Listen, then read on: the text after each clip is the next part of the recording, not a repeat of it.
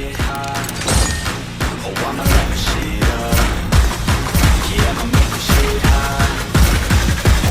Hamıya salamlar dostlar, nə tərsiz, ümid edirəm yaxşısınız. Bugün sizlərlə birlikdə UC xərcləyəcəyik, bonus pas və Mythic Force'da medium kaskını almağa çalışacağıq.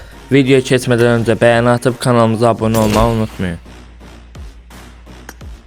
Bonus pasımızı birinci açaq biz. P90 mütləq şəkildə alınmalıdır. Almadısa tövsiyə edirəm, mütləq şəkildə alın P90'ı.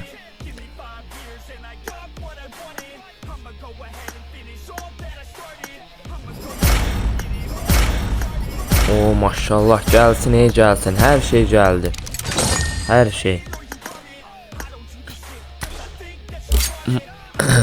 Godzilla'ya girdim mesela. Mythic'e görək bir dənə biz.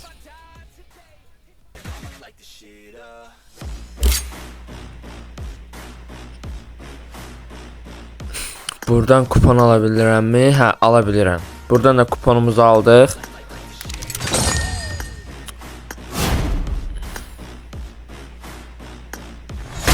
Bir dənə onluğumuzu vurduq, nə çıxdı? Boş çıxdı əlbəttə ki. Bir dənə təşkil vursam garanti bir dənə amblem verəcək. Yox. Bir dənə amblemimiz oldu, 4 dənə. Geriyə qaldı 2 dənə amblem.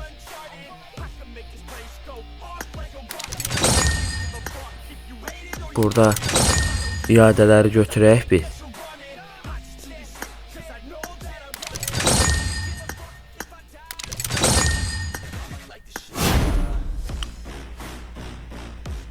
Bir dənə də onunu basaq. Oy, bir dənə garantisiz amblem. Çox qəşəng.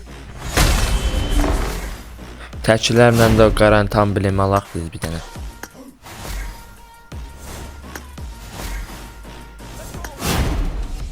E, 24 bir dənə vursam tamamdır. Garanti amblemi də aldı.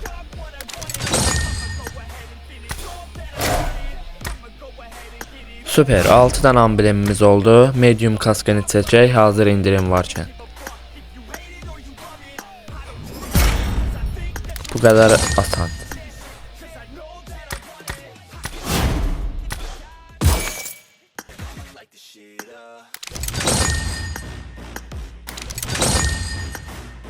Videomuz bu kadar idi. Sağ olun, salamat qalın.